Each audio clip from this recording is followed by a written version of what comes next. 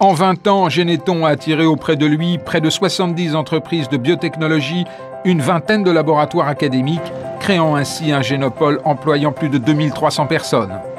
Généthon a su également s'entourer de compétences, travailler en réseau et fédérer de nombreuses équipes de chercheurs à l'international. Nous avons de très bons rapports avec le Généthon depuis le début de ce projet.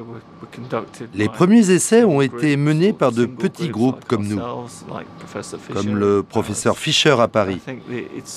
Mais il est clair que le moyen le plus efficace de développer ce type de traitement est de le faire en partenariat avec plusieurs centres. C'est un bon modèle à répéter. Pas uniquement pour ce projet, mais pour beaucoup d'autres. 2 décennies d'efforts et de travail acharné qui permettent à Généthon d'amener un candidat biomédicament des phases de recherche aux essais sur l'homme. Donc vous allez nous parler de cet essai qui va débuter cette année. Voilà, c'est le syndrome de Wiskott-Aldrich et c'est une maladie très rare qui touche les petits garçons. Donc il y a 8 ans, on a démarré ce projet à Généthon, on a commencé à développer ces vecteurs. Il y a 5 ans, on commençait à guérir les premières souris. Et donc dès qu'on a pu être encouragé par ces résultats-là, on s'est dit qu'il fallait effectivement commencer à pouvoir produire des grandes quantités de vecteurs pour l'appliquer à l'homme.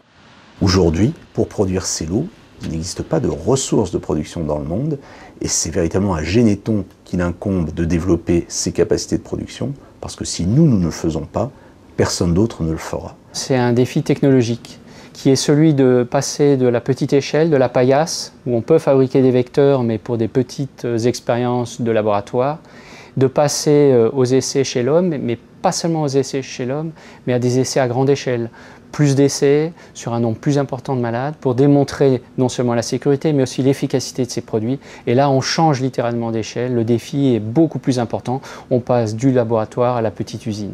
Ce qui veut donc dire que pour nous, à partir de maintenant, un des enjeux majeurs, c'est Généthon Bioprod et ses capacités de production et l'ouverture qu'il va nous donner vers de nouveaux essais cliniques à un rythme toujours accéléré. C'est non seulement porteur d'espoir, mais c'est indispensable parce que ça veut dire qu'on va pouvoir se permettre de multiplier les essais, de démontrer l'efficacité de ces vecteurs, de prouver que ça marche, de traiter. C'est ça l'espoir, c'est pas seulement le défi scientifique, c'est le défi médical et on rentre dans cette nouvelle ère qui est l'ère du défi médical.